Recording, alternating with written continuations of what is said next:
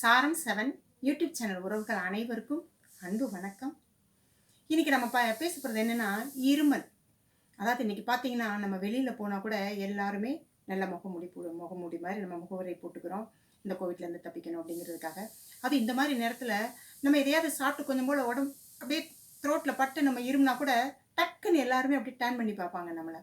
இவங்களுக்கு இருமலோ எதுவும் இருக்குமோ அப்படிங்கிற அந்த பயத்தில் எல்லாரும் ஒருத்தர் நம்ம பார்த்துக்கிறோம். உண்மைதான், அது இன்னைக்கு நடைமுறை நடந்துகிட்டு இருக்கு. ஸோ அதனால் இன்றைக்கி நம்ம இந்த இருமல் அது வந்த உடனே எப்படி கண்ட்ரோல் பண்ணுறது, நம்ம சாதாரண இருமல் தான், அந்த மாதிரி விஷயங்களை நம்ம எப்படி, ஏன்னா 4 டைப்பாக இருக்கும் இருமல், இறைப்பெருமல், அது மாதிரி சளி பிடிச்சதுனா இருமல், இந்த மாதிரி இதெல்லாம் வருது. அதுக்கான மருந்துகளை பற்றி தான் இன்றைக்கி பார்க்க போகிறோம். அதில் முதல்ல இறைப்பெருமல், அதாவது இந்த இறைக்கும் உள்ளுக்குள்ளே ஒரு சிலருக்கு பார்த்தீங்கன்னா நம்ம கட்டுன்னு இருப்பாங்க, இல்லை கொன்னுன்னு இருமுவாங்கலாம் சொல்லுவாங்க. அந்த மாதிரி ஒவ்வொரு வித்தியாசங்கள் இருக்கும். அந்த மாதிரி இதில் இறைப்பெருமல், அந்த இறைப்போடு சேர்த்து அப்படியே இறைச்சிக்கிட்டே அந்த இருமல் வரும். அந்த மாதிரி இருமலுக்கு சாப்பிடக்கூடிய மருந்து என்னென்னு பார்த்தீங்கன்னா எல்லாமே நம்ம வீட்டிலே கிடைக்கிறது தாங்க. எல்லாமே ஈஸியாக பண்ணிக்கலாம் நம்ம. அதாவது இஞ்சி சாறு, வெங்காயச்சாறு, எலுமிச்சஞ்சாறு, அந்த 3ஐயுமே சம அளவு எடுத்துக்கிட்டு அதை நம்ம 1 ஸ்பூன் 2 ஸ்பூன் நம்ம அப்படியே நாக்கில் சப்பு கொட்டி நம்ம சாப்பிட்டுக்கிட்டோம் அப்படின்னாலே இந்த இறைப்பெருமல் அப்படியே ஒரு கண்ட்ரோலுக்குள்ளே நமக்கு வந்துடும்.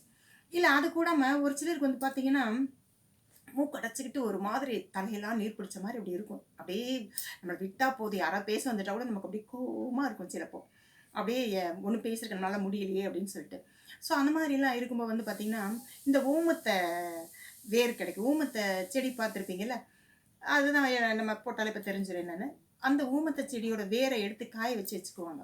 அப்போ எல்லாம் பார்த்தீங்கன்னா அதை என்ன செய்வாங்க, தீக்கில் வாட்டி அதை அப்படி அணைச்சிட்டு, இப்போ நம்ம இந்த மஞ்சள்லாம் பார்த்தீங்கன்னா மூக்கடைப்புக்கு விரலி மஞ்சளை நம்ம சுட்டு அப்படியே அந்த புகையை நம்ம மூக்கில் இழுப்போம். அப்போ தலையில் கட்டியிருக்க நீர்லாம் இறங்கிரும். அதே போலயே இந்த ஊமத்தை வேர்க்கும் அதே போல் புகை பிடிப்பாங்க.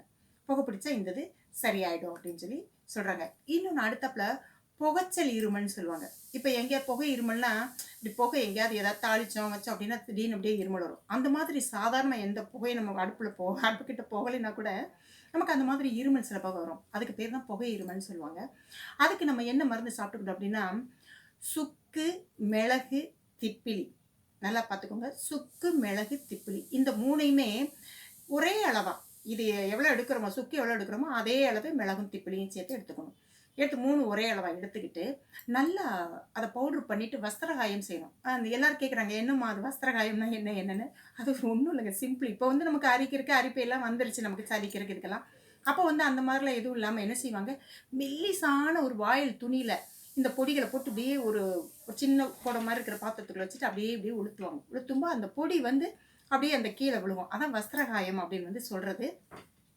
அந்த மாதிரி பொடியை நம்ம நல்லா சலிச்சு எடுத்து வச்சுக்கிட்டு இந்த பொடிக்கு அளவுக்கு நமக்கு சர்க்கரையை, இப்போ எந்த அளவுக்கு அந்த பொடி கிடைக்குதோ, அந்த 3 சேர்ந்ததோட பொடி எந்த அளவுக்கு கிடைக்குதோ அதே அளவுக்கு நமக்கு பூரா சர்க்கரைன்னு சொல்லுவாங்க. அந்த மாதிரி ஒரு கொஞ்சம் கலர் கொஞ்சம் வேறு மாதிரி இருக்கும். அந்த சர்க்கரையை வாங்கி அதே அளவுக்கு கலந்து வச்சுக்கிட்டு நம்ம திருகடி பிரமாணம், அதாவது இந்த மாதிரி இப்படி அழுனா எவ்வளோ வரும் நமக்கு அந்த அளவுக்கு நம்ம எடுத்து பசு நெய்யில் அப்படியே நல்லா குழைச்சிட்டு அப்படி 3 நாள் சாப்பிட்டா போதும், இந்த புகை இருமல் நின்றும். சரி, இப்போ நமக்கு இந்த இந்த வெளியில் ஒர்க் பண்ண போகிறாங்க பார்த்தீங்களா, நம்மளை ஆனாலும் சரி பெண்ணானாலும் சரி, நம்ம வெளி இடத்துலலாம் போய் இந்த பேங்க்கில் ஒர்க் பண்ணுறவங்க இருப்பாங்க, வெளி இடங்களில் சாஃப்ட்வேரில் இந்த மாதிரி நிறைய இடங்களில் ஒர்க் பண்ணுறவங்களுக்குலாம் இந்த சளி பிடிச்சோ இல்லை இந்த வறட்டு இருமலோ அப்படி வந்ததுன்னா ரொம்ப கஷ்டப்படுவாங்க. ஏன்னா நிறைய ஆள்கள் அந்த அந்த இதில் வேலை பார்க்குற இடத்துல நிறைய பேர் வருவாங்க, கஸ்டமர்ஸ்லாம் வருவாங்க. அவங்க முன்னாடியில் நமக்கு இருமுனா என்ன ஆகுமோ அப்படின்ட்டு ஒரு சங்கடத்திலே இருப்பாங்க. அவங்களுக்குலாம் என்ன பண்ணால் வாயில் அடக்கிறதுக்கு, வாய்க்குள்ளே அதக்கிறதுன்னு சொல்லுவாங்க, கொஞ்சம் எடுத்து. அப்போல்லாம் கொஞ்சம் இனிஷியல் உள்ள இருமலுக்குலாம் என்ன செய்வாங்களாம், சின்ன பிள்ளைலாம் எங்கள் அம்மாவெலாம் என்ன செய்வாங்கன்னா அரிசி மிளகை 1 2 அப்படியே வாய்க்குள்ளே போட்டு மென்று ஓரமாக அடக்கிக்கிட்ட சொல்லுவாங்க. அதை கொஞ்சம் கொஞ்சமாக அந்த மென்று அந்த சாரம் முழுங்கையில் ஸ்டார்டிங்கில் உள்ள அந்த இருமல் இதெல்லாம் ஒரு கண்ட்ரோலுக்கு வந்துடும். அப்போ அதை அந்த மாதிரி சொல்லுவாங்க. இப்போ நம்ம அரிசி இதை நம்ம ஆஃபீஸ்க்கு கொடுத்து விட முடியாது இல்லையா. ஸோ அதனால் அதுக்கு பதிலாக என்ன செய்யலாம் அப்படின்னா அதிமதுரம் பொடி, அது ஒரு 12 கிராம் அப்படி அந்த மாதிரி எடுத்துக்கோங்க. வெண்காரம் நல்லா ஞாபகம் வச்சுக்கோங்க, வெண்காரம் மட்டும் யூஸ் பண்ணும்போது இந்த மாதிரி உள்ளுக்குள்ளே சாப்பிட்றதுக்குன்னு சொல்லி கேட்டு வாங்கணும். அதை பொரிச்சிக்கணும், நல்லா சூடு பண்ணி சட்டியில் வச்சு நல்லா பொரிச்சிக்கணும். அது ஒரு 12 கிராம், மிளகு ஒரு 12 கிராம். இந்த 3ஐயுமே நம்ம கட்டாளை சாறு இருக்குது பார்த்தீங்களா, அதை எடுத்து அதை மேத்தோலை சீவிட்டு உள்ளே இருக்கிறவங்க தெரியல ஒரு 2 தடவை அப்படி கழுவிட்டு அந்த சாறை நல்லா எடுத்து ஒரு தண்ணியில் இருந்துச்சு வடிகட்டி நல்லா எடுத்துக்கோங்க. அதையும் இந்த பொடி இருக்குல்ல, வெண்காரம், பொரித்த வெங்காயம், வெண்காரம், அதிமதுரம், மிளகு இந்த 3யும் அந்த பொடிய இந்த கற்றாழை சாறுல நல்லா பெசஞ்சிடணும். பெசச்சு சின்ன சின்ன மிளகு வடிவுல நம்ம சின்னதா மிளகு இருக்கு பார்த்தீங்களா? குறுமிளகுன்னு சொல்லுவாங்க கேரளால. நம்ம இதுல மிளகு ரசத்துக்குலாம் போடுவோம்ல, அந்த அளவு சைஸ்ல சின்ன சின்ன உருண்டையா அப்படி உருண்டை திரட்டி நிழல் உணர்த்தலாம். வெயில் படாம நிழல் படுற நிழல்லயே வச்சு நல்லா உணர்த்தி எடுத்துக்கிட்டு, ஆஃபீஸ் இந்த மாதிரிலாம் போகும்போது ஒரு 2, 3 மாத்திரை எடுத்து உள்ளுக்குள்ளேயோ நாக்கு கடியில இப்படி வச்சோ சைடில் வச்சு ஒதுக்கிக்கிட்டா போதும். இந்த இருமல் வந்து ஒரு கண்ட்ரோலுக்குள்ள வந்துரும்னு சொல்றாங்க. அதுக்கு அடுத்தாப்புல பார்த்தீங்கன்னா, இத என்ன செய்யணும் அப்படின்னா, இன்னொன்னு கோழை இருமல்னு ஒண்ணு இருக்கு. அதாவது நெஞ்சு சளி கட்டிக்கும் ரொம்ப.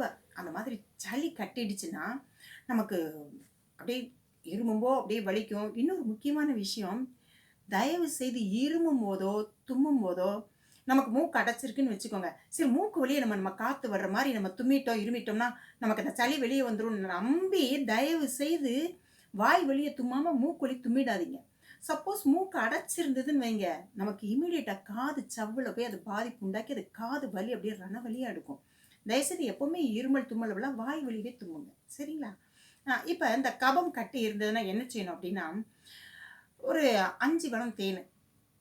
அந்த மாதிரி எடுத்துக்கணும். ஒரு 5 ஸ்பூன் கூட எடுத்துக்கோங்களேன். லேசா அத வந்து சூடு பண்ணணும். லேசா சூடு பண்ணிட்டு, அதில மிளகுத்தூள் ஒரு ஒரு ஒரு 7 கிராம், ஒரு 10 கிராம், இது ஒரு ஒரு 20 கிராம் நீங்க தேன் எடுத்தீங்கன்னா, அந்த தேன் கொஞ்சம் கூட கூட எடுத்துக்கோங்க.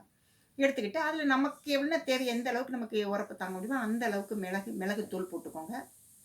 சின்ன மிளகு, கருப்பு மிளகுத்தூள் போட்டுக்கோங்க. பொரித்த வெங்காயம், வெண்காரம், பொரித்த வெண்காரம்.